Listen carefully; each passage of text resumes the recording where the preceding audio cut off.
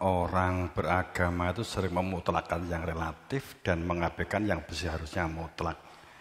Yang menghilangkan haus itu yang bersifat mutlak adalah air, benar? Ya. Tapi kebanyakan orang beragama itu memutlakkan wadahnya, yang sebenarnya dah relatif. Untuk dapat menyampaikan air itu supaya dapat menghilangkan haus, kita suguhke, itu wadahnya. Kalau kamu menghilangkan haus, itu jika kamu mempermasalahkan wadah, kamu berkelahi, maka kamu gak akan jadi minum airnya.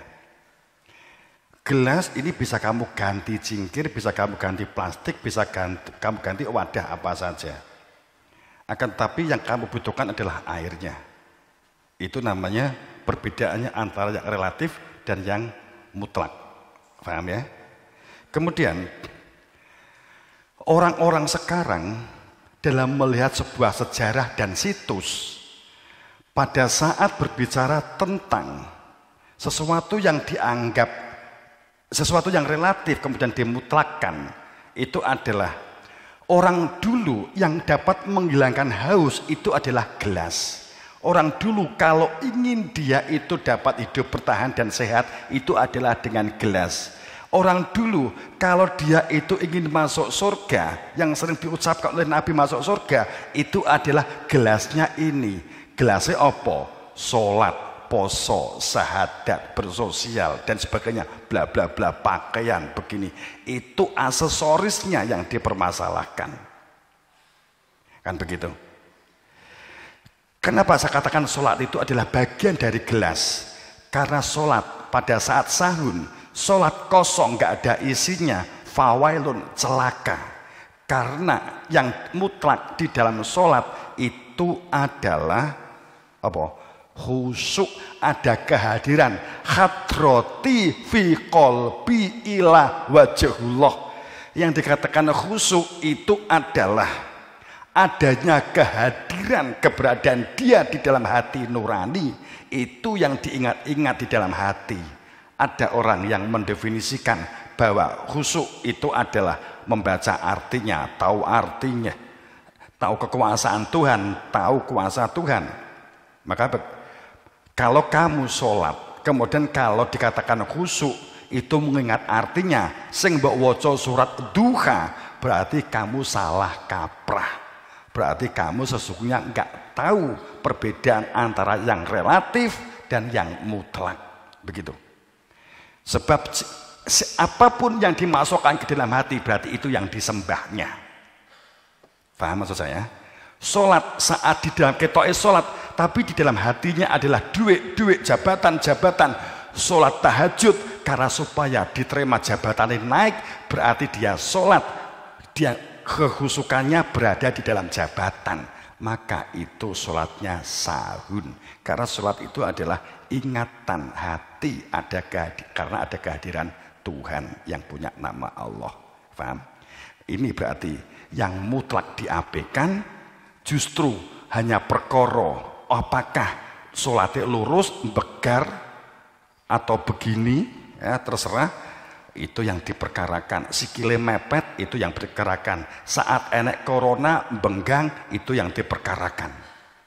Kan gitu. Itu yang sesungguhnya yang barisan luruskan begitu. Yang diperkara ini hanya masalah ornamen. Ornamen itu kena udan angin lumutan. Kan gitu. Oke. Itu contoh terkait dengan memutlakkan yang relatif dan mengabaikan yang mutlak.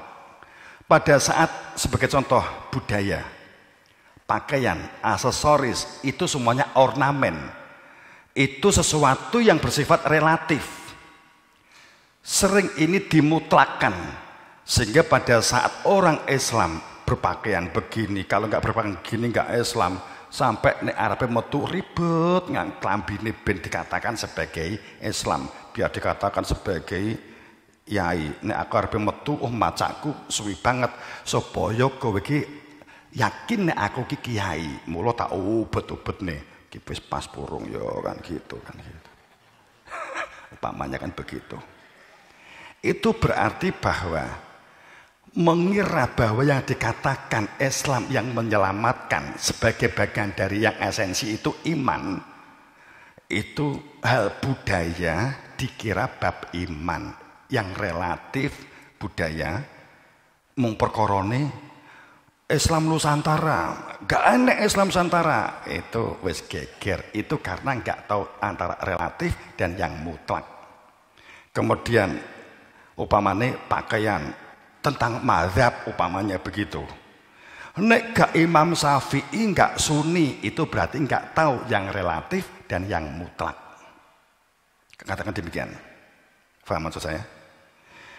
Nek enek wong salat kemudian gak nganggo bismillah, nah iki gak sah, berarti dia gak tahu antara yang relatif dan yang mutlak. Umpamanya kan begitu. We nek sujud, nek rukuk, sing kamu baca apa? Saya membaca la ilaha. Kamu sujud yang kamu baca apa? La ilaha illa anta subhanaka inni kuntu minadz dzalimin. Salah. Guru saya dulu saat di MIN di SD yang dibaca subhana rabbiyal a'la wa bihamdih, berarti kamu salah. Kamu harus mengikuti saya. Itu yang sunni, itu yang benar, itu yang masuk surga. Berarti ini enggak tahu yang relatif dan yang mutlak. Saat rukuk sing mbok waca apa? Subuhun kudus rabbuna wa rabbul malaikati waruh, salah. Nah, gitu. Enek sing mbok waca apa? Aku gak maca apa-apa. Apa kuwi? Salah kan gitu. Asline gak enek bacaane Bapak Ibu. Bacaan kuwi mung tambah-tambahan saja kalau mau jujur gitu loh. Sing pokok itu Fatihah. Rukuk itu zikir, ya wis zikir asline kan ngono. Timbangane wong bingung to nek gak duwe ilmune, rukuk terus apa sing diwaca? Gitu. Kayak wong sentak-sentuk akhirnya dikai subhana rabbiyal adimi wa bihamdi, subhana rabbil a'la wa bihamdi kan gitu. Ini asline kan ngono. Meneng jenenge istiqomah tumakninah tuh meneng ngenepke pikiran apa meneh cangkem. Kalau ngomong ekstrem gitu. Berarti enggak maca, aku mau contoh gitu loh. Gitu ya. Sing ibu isoni apa kan gitu aja kan begitu. Nanti aslinya memang begitu. Makna sholawat itu berkaitan dengan mutlak punya wasitoh. Nek gak tahiyat, gak maca sholawat, berarti gak berwasitoh. Di mana posisinya? At-tahiyatul mubarakatuh sholawatut thayyibatu lillah. Itu maknanya bahwa sholawat gue depan karo Kanjeng Nabi. Nek gak sak jaman karo Kanjeng Nabi, tahiyatmu ki muspro gitu loh janjane aslinya kan begitu. Nek diorekne at-tahiyatul mubarak, mana at-tahiyatul mubarak atau sholawatut thayyibatullah kan gitu. Ya suatu saat kita bahas sholat detail. Aku janji ki wis suwi banget ya. Alam benar gitu. Oke.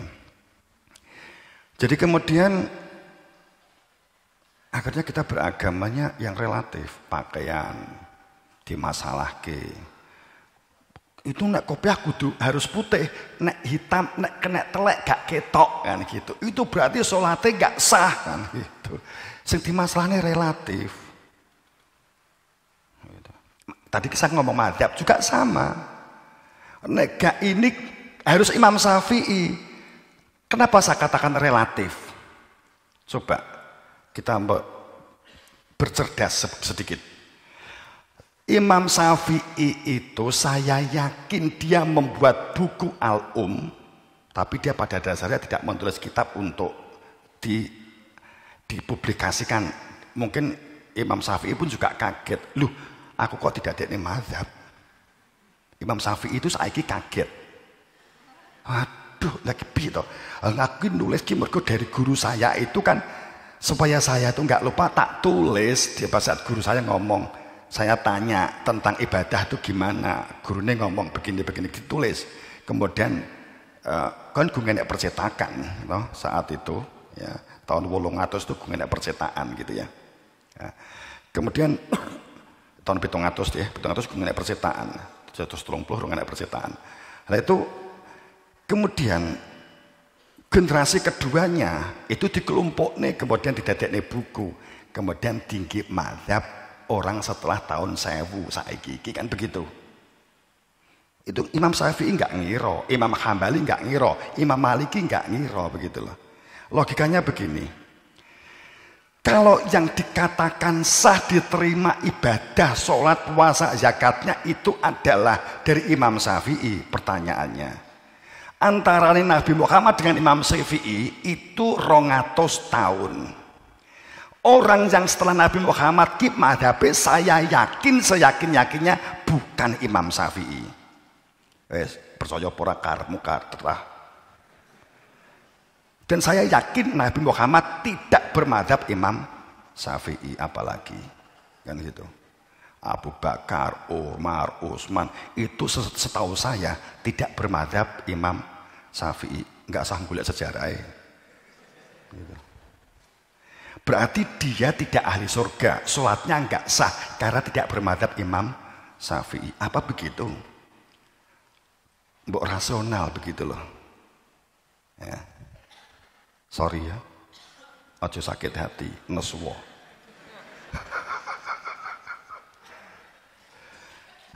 200 tahun tuh banyak loh penduduk tuh, wong wis akeh, wis procot-procot dilairne bolak-balik lho pisan wi. Wong wedok wis procot-procot itu.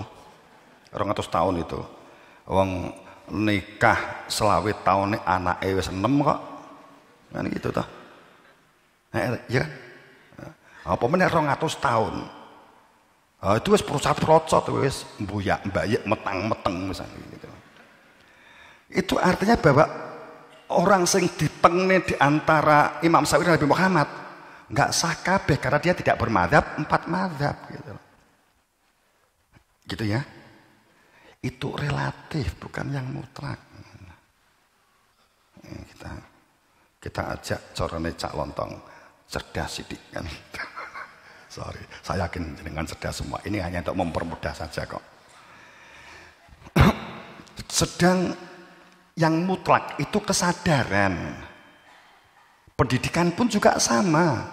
Pendidikan kita itu juga pendidikan aksesoris. Pendidikan kita juga aksesoris. Ini, tapi nek minggu-minggu lagi depan ya. Kemudian tentang esensi, tentang kehidupan, keberadaan hakikat itu yang mutlak malah diabaikan. Kemudian syukur perihal makanan itu kan dimutlak-mutlakkan gitu loh. Syukur itu identik dengan makanan. Kita syukuran, beli opo, gak duit-duit ya utang. Sebab wong syukuran identik karo makanan. Ora iso sapi ya wedhus, gak iso wedhus pitik, gak iso pitik ndoke kan gitu ta. Gitu. Pokoknya golek utangan supaya bisa syukuran gitu. Itu sesuatu yang relatif. Padahal syukuran itu kan gampang. Apa? Alhamdulillah. Wes syukuran bisa. Wes syukuran. Anakmu ketompo, anak kamu diterima di perguruan tinggi. Sudah. Kapan? Aku wis glegeken bolak-balik kan gitu. Aku wis syukuran kan gitu tuh. Sesuatu yang bersifat relatif dimutlakan. Sedang perilaku yang harusnya mutlak, terbuka, lapang dada, menggunakan akal, itu adalah definisi syukur, itu malah diabaikan. Kan gitu toh? Dikai masukan muring kan gitu ya. Itu yang terjadi. Kemudian sholawat perihal semata-mata bacaan, ngekeh-ngekehnya bacaan, grubyuk latah, itu hal yang relatif, begitu. Ini wis jadi ya kita kan ngomong di kita begitu. Tapi bukan berarti kita tuh tidak cinta dengan sana-sana, enggak. Kan gitu. Makanya tadi kan kita ngomong wong Islam itu lemah dalam hal menerima kritik atau masukan. Nek wis ngene ya ngene kan gitu. Mbahku biyen ya ngene kan gitu. Padahal sholawat itu sudah jadi ayat sudah kita ungkap di depan. Mengembangkan potensi dan komunikatif. saling puji-puji, saling membantu, saling menolong, berkepedulian. Itulah dibalik sholawat, kan gitu. Utamanya kan bersandar, ya. Kemudian hafalan, iming-iming pahala dan ganjaran yang relatif dimutlakkan.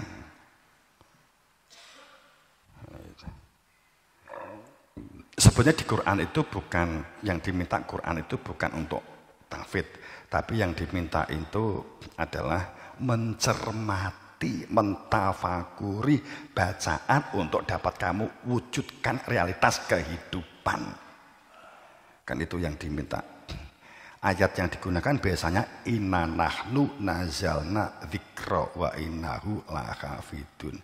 Aku sing menurunkan Al-Qur'an, maka hafid, kan gitu.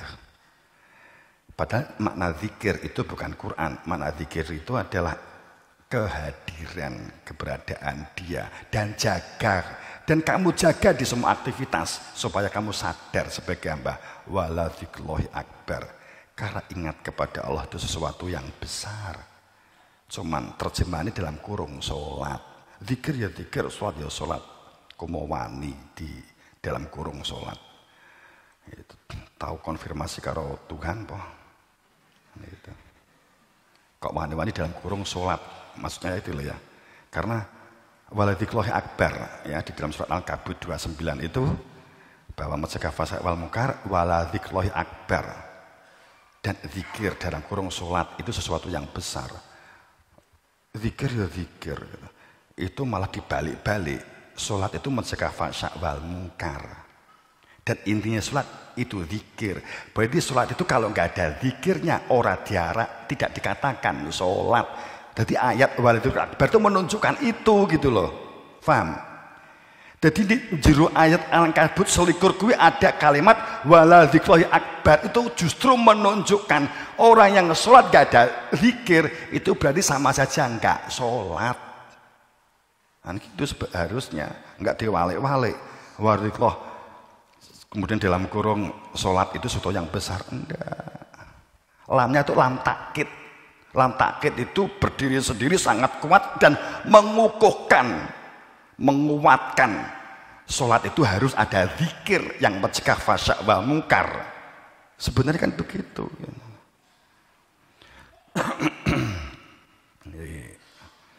Kemudian kesuksesan, kesenangan, angka-angka dan materi dunia itu sifatnya kan relatif.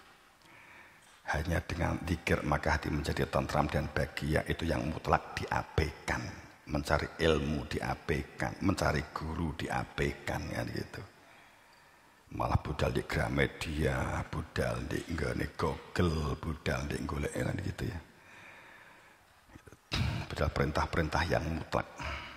Bapak Ibu, kehidupan ini penuh dengan daya tarik dan daya tolak. Tergantung rasional dan akal Anda supaya tidak terombang-ombang daya tarik dan daya tolak itu.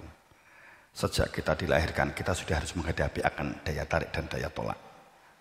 Pasti. Makanya bayi itu nangis. Dan anak-anak itu sering nangis. Kamu sendiri kadang kadang bahagia, tertawa sendiri. Kadang nangis sendiri, mergo ditinggal pacare. Pokoknya gitu. Itu daya tarik dan daya tolak. Takwaha atau fujuroha. Jadi orang takwa atau menjadi orang yang merusak.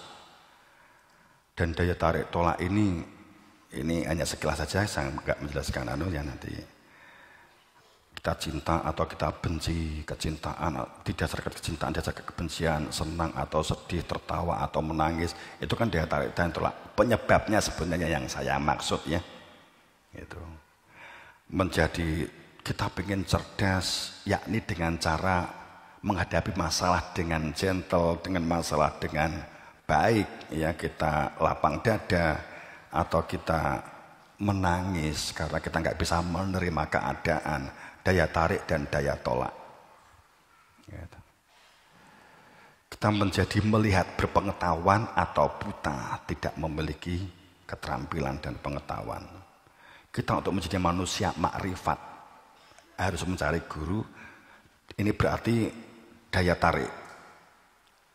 Harus mencari guru, aduh tapi kan derajatnya dhuwur saya. Masih tua saya. Masih pinter saya. Maka ini ketarik ke mungkar, mengingkari. Bahagia atau senang, kan gitu ya, atau sengsara, kebutuhan atau kesenangan dan seterusnya. Hidup penuh dengan daya tarik dan daya tolak.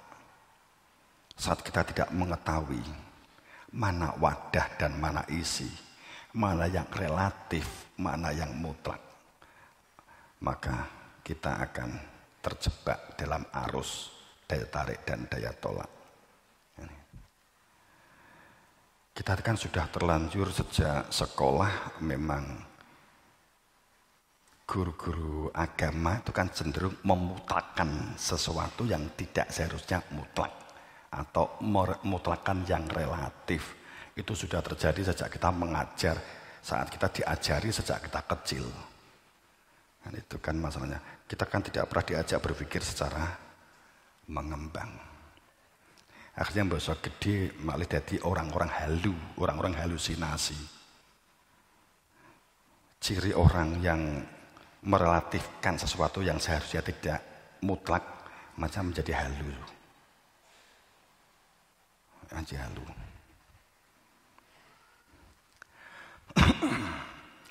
Ada jalan keselamatan takwa, namun tidak sedikit yang berjalan di atas jalan ketersesatan fujuroha. Ada langkah-langkah metode keselamatan, ada langkah-langkah yang menuju kerusakan, kesetanan, kejinian atau keiblisan.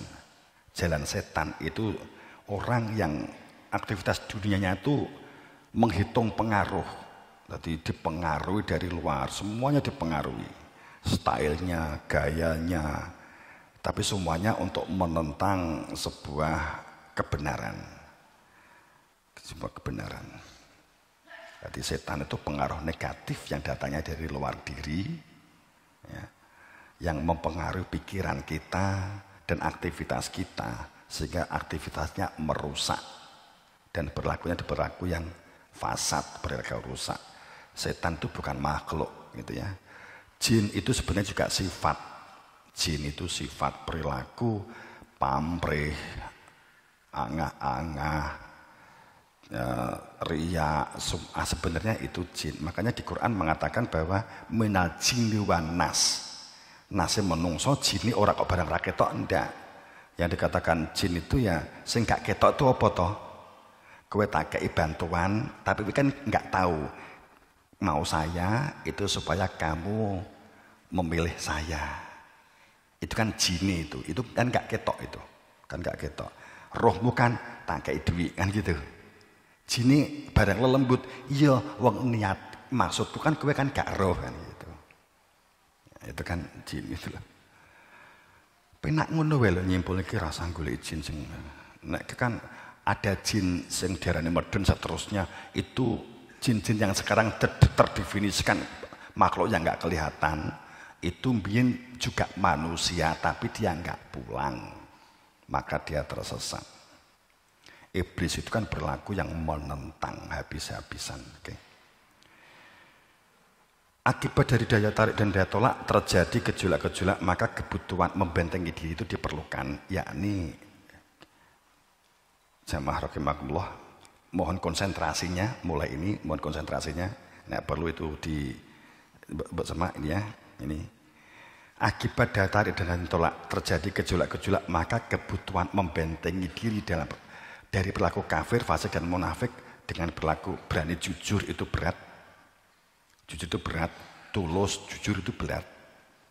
Mengakui kelemahan diri, mengakui kelebihan orang lain, mengakui katakanlah potensi orang lain yang lebih baik, kita memujinya, puji pinujinya. Di hadapan orang lain tanpa ada orangnya, kita menjadi berat. Jujur itu berat. Keberanian kita untuk mengakui kelemahan kita, maka akan dapat berkembang lebih baik dan maju. Terbuka dan lapang dada, rasual dan nalar.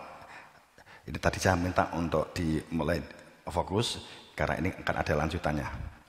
Maka bahwa keberanian untuk berlaku, membiasakan kebenaran, bukan membenarkan kebiasaan.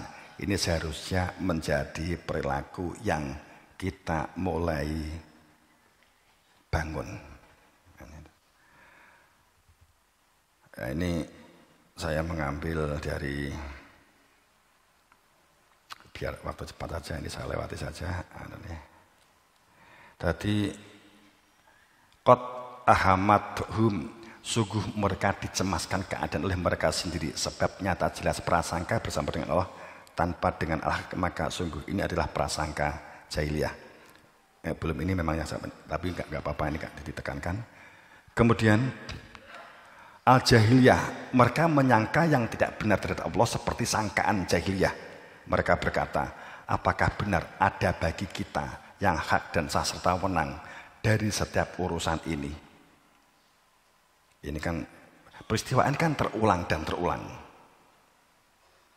Katakanlah sesungguhnya urusan itu seluruhnya di tangan Allah. Saat mereka orang-orang jahiliyah itu berprasangka, ya, yang di depan akan gini. Sungguh mereka dicemasi oleh keadaan mereka sendiri. Kan sekarang kan juga begitu toh, cemas, panik, bingung, kan gitu. Karena di dalam ketidakpastian, semua motivator sekarang itu bukaan itu hampir sama. Di situasi yang tidak pasti saat ini, ambigu saat ini, kan gitu. Hampir semua motivator sekarang itu sama, itu rata-rata bukaan nih, banyak seperti itu. Karena mereka berprasangka bersama, mengira bahwa dirinya bersama dengan Allah, tapi ghairul haq, tanpa mengenali tentang hakikat kehidupan, hakikat manusia, maka itu sesungguhnya yang disebut sebagai dona jahiliyah, sebagai prasangka jahiliyah. Kemudian, apa iya ada yang hak dan sah sih? Tapi faktanya kita panik tuh, nggak menyelesaikan masalah, kan gitu kan? Apa ya setiap urusan ini ada yang hak? Sesungguhnya urusan itu kulluhu lillah, semuanya adalah itu. Kejadian dan peristiwa sesungguhnya untuk digiring berada di dalam ini, saya anu dulu aja karena bukan ini yang saya maksud.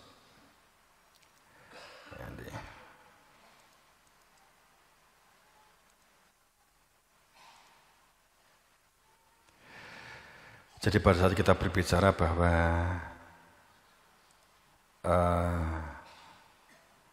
peristiwa-peristiwa yang sekarang ini sesungguhnya kita tuh digiring untuk pendewasaan, menjadi manusia yang dewasa, untuk menguji, membersihkan apa yang berada di dalam dada. Apa itu jero dodo itu? Wirawirine angen-angen di utek mlebu di dodo. Dan membersihkan apa yang di dalam hati, rasa, supaya rasa itu munjer kepada keberadaan Tuhan. Jadi kejadian-kejadian itu adalah kehendaknya Allah supaya kita menjadi dewasa.